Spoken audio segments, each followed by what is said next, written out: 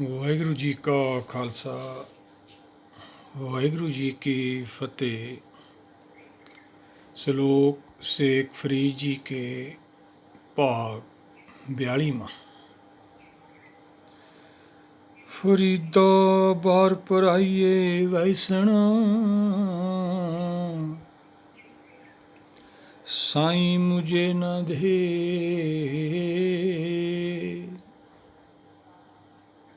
जी तू एवें रखसी,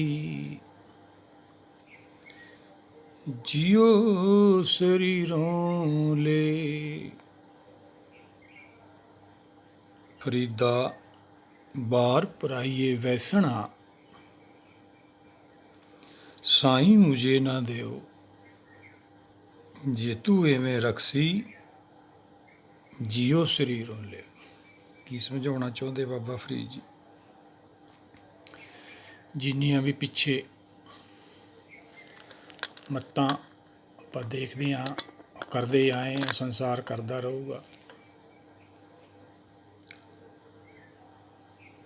वो खसम तो वांझियां ने सारियां मत्तां, उन्हां दा कोई खसम नहीं हैगा।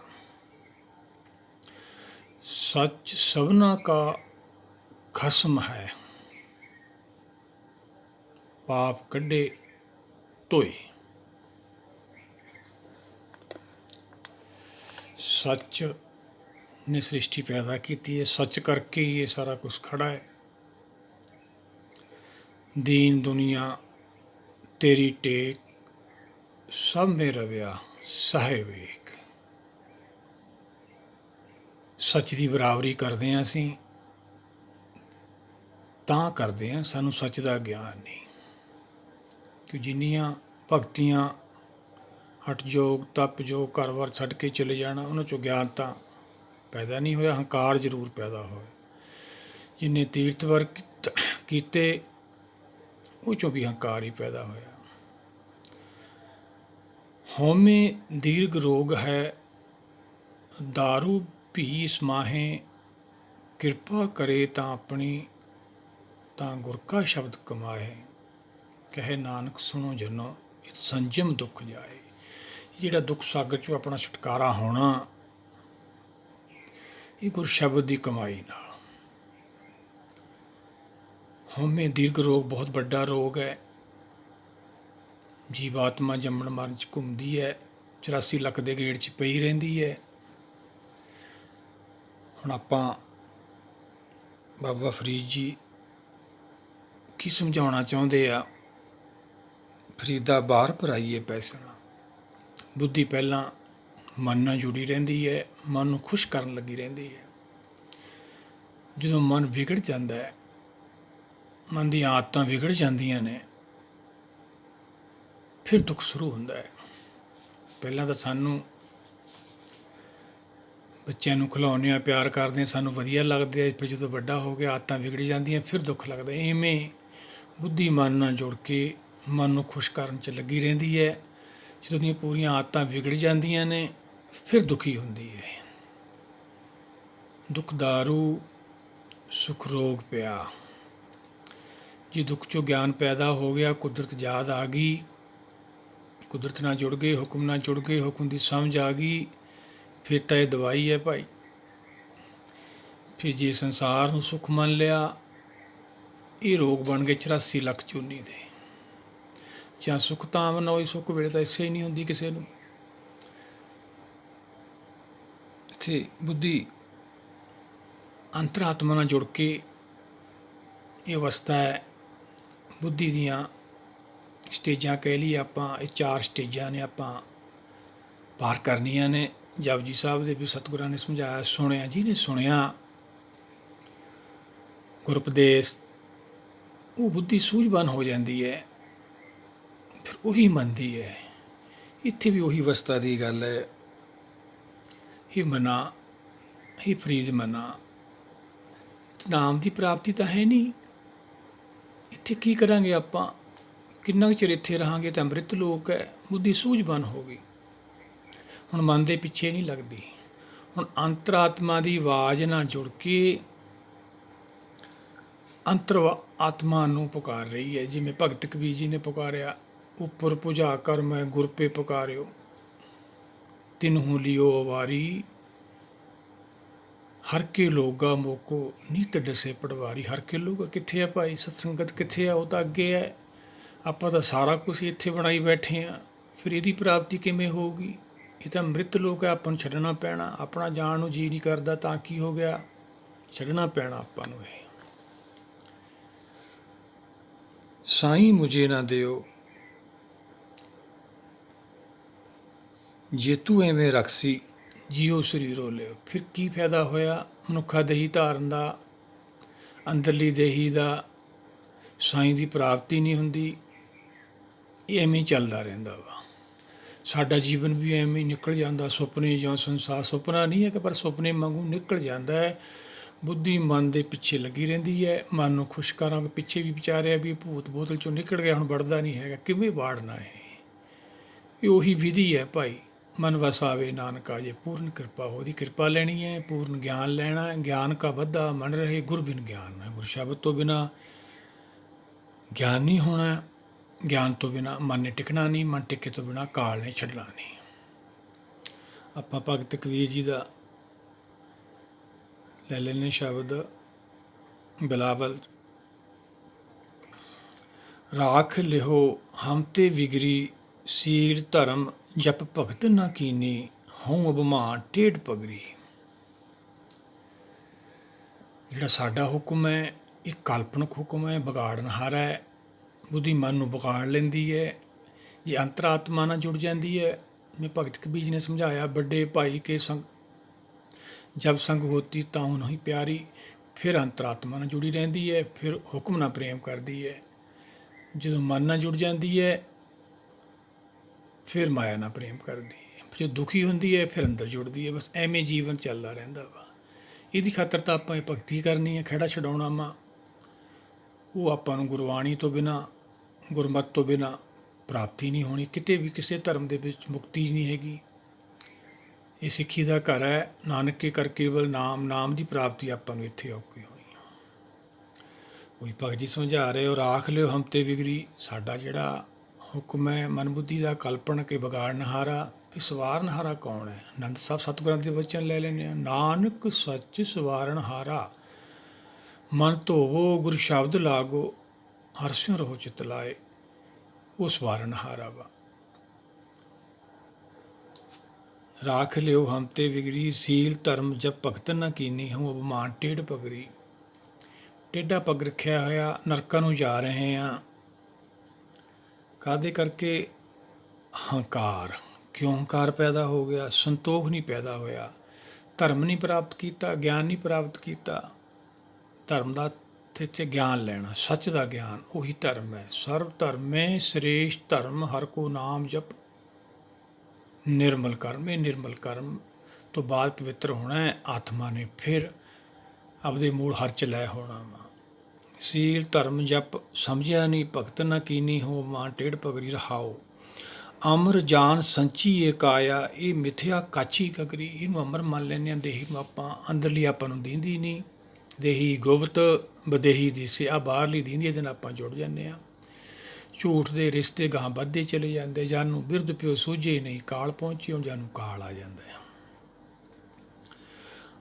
ਅਮਰ ਜਾਨ ਸੰਚੀ ਏ ਕਾਇਆ, ਇਹ ਮਿਥਿਆ ਕਾਚੀ ਗਗਰੀ। ਕੁਛ ਟਾਈਮ ਲਈ ਮਿਥਿਆ ਤੋਂ ਭਾਵ ਮਿਲੀ ਆਪਾਂ ਨੂੰ। ਕਾਚੀ ਗਗਰੀ, ਜਿਨ੍ਹੇ ਨਿਵਾਜ ਸਾਜ ਹਮ ਕੀਏ, ਤਿਸੇ ਵਿਸਾਰ ਅਵਰ ਲੱਗਰੀ। ਜਿਹਨੇ ਸਾਨੂੰ ਸਾਜਿਆ ਦੇਹੀ ਦਿੱਤੀ, ਜਿਹਦੀ ਕਿਰਪਾ ਨਾਲ ਉਹਨੂੰ ਛੱਡਤਾ। ਦਾਤ ਪਿਆਰੀ ਵਿਸਰਿਆ ਦਤਾਰ, ਦਾਤਾਂ ਨਾਲ ਜੁੜ ਗਏ, ਸੰਸਾਰ ਨਾਲ ਜੁੜ ਗਏ, ਦੇਣਹਾਰ ਨੂੰ ਵਿਸਾਰਤਾ। ਜਿਨੇ ਨਿਵਾਜ ਸਾਜ ਹਮ ਕੀਏ, ਤਿਸੇ ਵਿਸਾਰ ਅਵਰ ਲੱਗਰੀ। ਜਿਹਨੇ ਹੁਣ ਆਪਾਂ ਨੂੰ ਨਵਾਜਣਾ, ਫਿਰ ਛੁਟਕਾਰਾ ਉਹਦੀ ਕਿਰਪਾ ਨੇ ਹੋਣਾ। ਹੁਕਮ ਨਹੀਂ ਆਏ, ਹੁਕਮ ਨਹੀਂ ਛੁਟਕਾਰਾ ਹੋਣਾ। ਜੰਮਣਾ ਮਰਨਾ ਹੁਕਮ ਹੈ। ਭਾਣੇ ਆਵੇ ਜਾਂ, ਜਦ ਤੱਕ ਭਾਣੇ 'ਚ ਨਹੀਂ ਮਨ ਆਉਂਦਾ, ਜਾ ਨਹੀਂ ਸਕਦੇ ਆਪਦੇ ਘਰੇ। ਫਿਰ ਜੰਮਣ ਮਰ ਜਾਣਾ ਪਊਗਾ। ਅੱਗੇ ਭਗਤ ਜੀ ਕੀ ਸਮਝਾਉਂਦੇ ਆ? ਸੰਦਕ ਤੋਹੇ ਸਾਧ ਨਹੀਂ ਕਹੀਓ, ਸਰਨ ਪਰੇ ਤੁਮਰੀ ਪਗਰੀ। ਤੇਰੇ ਮਾਰਗ, ਤੇਰੇ ਚਰਨਾਂ 'ਤੇ ਸੰਦਕ ਤੋਂ ਭਾਵ ਚੋਰ ਹੈ, ਭੇਖ ਕਰਕੇ ਆਪਦੇ ਆਪ ਨੂੰ ਮੰਨ ਲੈਂਦੇ ਹਾਂ। ਸਾਧਨਾ ਕਹੀਓ ਸਰਨ ਪਰੇ ਤੁਮਰੀ ਪਗਰੀ, ਤੇਰੇ ਚਰਨਾਂ 'ਚ ਪੈ ਗਏ ਹਾਂ। ਚਰਨ ਕੀ ਹੈ? ਬਾਣੀ, ਗੁਰ ਸ਼ਬਦ ਦਾ ਗਿਆਨ, ਗੁਰ ਕੇ ਚਰਨ, ਇਹ ਆਤਮਾ ਦੇ ਚਰਨ ਨੇ। ਇਹ 'ਚੋਂ ਗੁਣ ਪ੍ਰਾਪਤ ਹੋਣੇ ਨੇ। ਕਹੇ ਕਬੀਰ ਇਹ ਬੇਨਤੀ ਸੁਣੀਓ, ਮਤ ਘਾਲੋ ਜਮ ਕੀ ਖਬਰੀ। ਇਹ ਦਾਤਾ, ਇਹ ਬੇਨਤੀ ਹੈ, ਜਮਾਂ ਦੇ ਮਾਰਗ 'ਚ ਸਾਨੂੰ ਦੁਬਾਰਾ ਨਾ ਪਾਓ, ਸਾਡਾ ਜੰਮਣ ਮਾਰ ਤੋਂ ਛੁਟਕਾਰਾ ਕਰੋ। ਇਹ ਬੇਨਤੀ ਆ, ਇਹ ਆਪਾਂ ਵੀ ਤਾਂ ਕਰਨੀ ਹੈ ਭਾਈ। ਪਹਿਲਾਂ ਆਪਾਂ ਸਮਝਾਂਗੇ ਇਹ ਬੇਨਤੀ ਅਰਦਾਸ ਕੀ ਹੈ, ਫੇਰ ਹੀ ਕਰਾਂਗੇ। ਸਤਿਗੁਰ ਕੀ ਸਮਝਾਉਂਦੇ ਆ? ਬਿਨ ਤੁਧ ਜੇ ਹੋਰ ਮੰਗਣਾ, ਸਿਰ ਦੁੱਖ ਆਖੇ ਦੁੱਖ। ਫਿਰ ਦੁੱਖ ਤਾਂ ਅਸੀਂ ਰੋਜ਼ ਮੰਗਦੇ ਹਾਂ। ਮਾਇਆ ਸਾਡੇ ਮੰਗਣ ਨਾ ਆਉਂਦੀ ਹੈ। ਜੇ ਮੰਗਣ ਨਾ ਆਉਂਦੀ ਹੋਵੇ ਤਾਂ ਫਿਰ ਕੰਮ ਕਰਨ ਦੀ ਲੋੜ ਹੀ ਨਹੀਂ ਹੈਗੀ। ਫਿਰ ਵੀ ਅਸੀਂ ਨਹੀਂ ਹਟਦੇ। ਫਿਰ ਦੁੱਖ ਹੀ ਨਿਕਲਣੇ ਉਹ 'ਚੋਂ ਭਾਈ, ਹੋਰ ਕੀ ਨਿਕਲਣਾ। ਦੇ ਨਾਮ ਸੰਤੋਖੀਏ, ਉਤਰੇ ਮਨ ਕੀ ਭੁੱਖ। ਮਨ ਦੀ ਭੁੱਖ ਨਾਮ ਹੈ। ਜੇ ਸਾਨੂੰ ਸਮਝ ਆਊ ਫੇਰ ਇਹ ਮੰਗਾਂਗੇ। ਹੁਕਮ ਦਾ ਤਾਂ ਅਸੀਂ ਵਿਰੋਧ ਕਰਦੇ ਹਾਂ, ਉਹੀ ਤਾਂ ਨਾਮ ਹੈ। ਹਉਮੈ ਨਾਵੇ ਨਾਲ ਵਿਰੋਧ ਹੈ, ਦੋਹੇ ਨਾ ਬਸੀ ਇੱਕ ਠਾਏ। ਜਦ ਤੱਕ ਹਉਮੈ ਹੈ ਸਾਡੇ ਨਾਮ ਨਹੀਂ ਪ੍ਰਾਪਤ ਹੋਣਾ। ਜਿੱਥੇ ਨਾਮ ਆ ਉੱਥੇ ਹਉਮੈ ਨਹੀਂ ਰਹਿੰਦੀ। ਹਉਮੈ ਕੀ ਹੈ? ਹਉਮੈ ਹੈ ਸੰਸਾਰ ਦੀ ਵਡਿਆਈ, ਉੱਚੇ ਉੱਚੇ ਰੁਤਬੇ, ਰਾਜ ਪਾਟ, ਮਾਇਆ ਇਕੱਠੀ ਕਰਨੀ, ਵਡਿਆਈਆਂ, ਫਰੀਦਾ ਧਨ ਜੋਬਨ ਵਡਿਆਈਆਂ। ਗਰਭ ਜਿੰਨਾ ਅਗਾਹ ਬਾਣੀ ਅਗਾਹ ਕਰਦੀ ਹੈ ਭਾਈ। ਖਾਲੀ ਚਲੇ ਧਣੀ ਜੋ ਟਿੱਬੇ ਮਾਜ, ਟਿੱਬਿਆਂ 'ਚ ਮੀਂਹ ਪੈਂਦਾ ਐ ਚਲੇ ਜਾਵਾਂਗੇ ਖਾਲੀ। ਆਪਾਂ ਵੀ ਤਾਂ ਫਿਰ ਬੇਨਤੀ ਕਰਨੀ ਹੈ। ਉਹੀ ਬੁੱਧੀ ਮਨ ਨੂੰ ਸਮਝਾ ਰਹੀ ਹੈ, ਇਹ ਮਨਾਂ ਤੂੰ ਤਾਂ ਮਾਇਆ ਭਾਲਦਾ ਹੈ, ਤੈਨੂੰ ਤਾਂ ਮਾਇਆ ਚਾਹੀਦੀ ਹੈ। ਆ ਜਾਣਾ ਆਪਾਂ ਨੂੰ ਅੱਗੇ ਸਲੋਕ, ਹੋਂ ਲੋੜੀ ਸਹੁ ਆਪਣਾ। ਜਦੋਂ ਬੁੱਧੀ ਸੂਝਵਾਨ ਹੋ ਜਾਂਦੀ ਹੈ ਫਿਰ ਅੰਤਰਾਤਮਾ 'ਚ ਇਹ ਲੈ ਹੁੰਦੀ ਹੈ, ਫਿਰ ਮਨ ਚੁੱਪ ਕਰਦਾ ਹੈ। ਨਹੀਂ ਪਹਿਲਾਂ ਬੁੱਧੀ ਮਨ ਦੇ ਪਿੱਛੇ ਚੱਲਦੀ ਹੈ। ਇਵੇਂ ਸਾਡਾ ਜੀਵਨ ਚੱਲਦਾ ਰਹਿੰਦਾ। ਇਹੀ ਤਾਂ ਵਿਚਾਰਨਾ ਸਮਝਣਾ ਵਾ। ਗੁਰੂ ਸ਼ਬਦ ਦੇ ਗਿਆਨ ਨਾਲੇ ਮਨ ਜਿਹੜਾ ਹੈਗਾ ਵਸ 'ਚ ਆਉਂਦਾ ਵਾ। ਬਾਣੀ ਮਨ ਨੂੰ ਵਸ ਕਰਨ ਦੀ ਵਿਧੀ ਹੈ। ਮਨ ਜੀਤੇ ਜਗ ਜੀਤ। ਪਹਿਲਾਂ ਮਨ ਨੂੰ ਜਿੱਤਣਾ। ਮਨ ਕੀ ਹੈ? ਮਨ ਦੇ ਵਕਤ ਵਿਚਾਰੀਏ ਆਪਾਂ, ਕੀ ਹੈ ਮਨ? ਮਨ ਕੁਛ ਵੀ ਨਹੀਂ ਹੈਗਾ, ਹੈ ਵੀ ਹੈ। ਇੱਛਾ ਰੂਪ ਹੈ ਮਨ। ਕਿੱਥੋਂ ਪੈਦਾ ਹੋ ਗਿਆ? ਜਦੋਂ ਅੱਖਾਂ ਖੁੱਲ੍ਹੀਆਂ, ਚੇਤਨਾ ਨੇ ਜੜ ਨਾਲ ਮਿਲ ਕੇ ਸਰੀਰ ਨਾਲ, ਮਾਇਆ ਨਾਲ ਸਰੀਰ ਧਾਰਿਆ, ਉਦੋਂ ਮਨ ਪੈਦਾ ਹੋਇਆ। ਇਹ ਉਹ ਚਿੰਬੜ ਗਿਆ। ਜਿਵੇਂ ਕਹਿੰਦੇ ਉਹ ਪੈਰੋਂ ਹੱਥ ਨੂੰ ਚਿੰਬੜ ਗਿਆ। ਨਹੀਂ, ਇਹੀ ਹੈ ਬੁੱਧੀ ਨੂੰ ਚਿੰਬੜਿਆ ਹੈ ਭਾਈ। ਇਹਨੂੰ ਲਾਉਣਾ ਵਾ, ਇਹਨੂੰ ਲਾਉਣਾ ਸੀ। ਇਹਨੂੰ ਤਾਂ ਸਮਾਂ ਸਿਰ 'ਤੇ ਬਿਠਾ ਲਿਆ। ਉਹੀ ਬਾਣੀ ਆਪਾਂ ਨੂੰ ਸਮਝਾ ਰਹੀ ਹੈ। ਕੀ ਸਮਝਾਉਂਦੇ ਬਾਬਾ ਫਰੀਦ ਜੀ? ਫਰੀਦਾ ਬਾਹਰ ਭਰਾਈਏ ਵੈਸਣਾ, ਸਾਈਂ ਮੁਝੇ ਨਾ ਦੇ। ਮਨ ਪਰਦੇਸੀ ਜੇ ਥੀਏ, ਸਭ ਦੇਸ ਪਰਾਇਆ। ਆਤਮਾ ਦੀ ਖਾਤਰ ਇਹ ਦੇਸ ਪਰਾਇਆ ਭਾਈ। ਆਤਮਾ ਨੇ ਆਪਦੇ ਘਰ ਜਾਣਾ। ਹੁਣ ਇਹਦੀ ਖੁਆਰੀ ਹੈ, ਹਰ ਵਿਸਰ ਸਦਾ ਖੁਆਰੀ। ਹਰ ਵਿਸਰ ਤੇਰੇ ਗੁਣ ਗਲਿਆ, ਪਰਮੇਸ਼ਰ ਤੋਂ ਭੁੱਲਿਆ। ਵਿਆਪਣ ਸਭੇ ਰੋਗ। ਇਹ ਰੋਗ ਤਾਂ ਨੇ ਆਪਾਂ ਨੂੰ ਜੰਮਣ ਮਰਨ ਦੇ ਭਾਈ। ਪਰਮੇਸ਼ਰ ਨੂੰ ਭੁੱਲ ਗਏ ਸੀ। ਦੁਬਾਰਾ ਫਿਰ ਪ੍ਰਾਪਤੀ ਕਰਨੀ ਹੈ।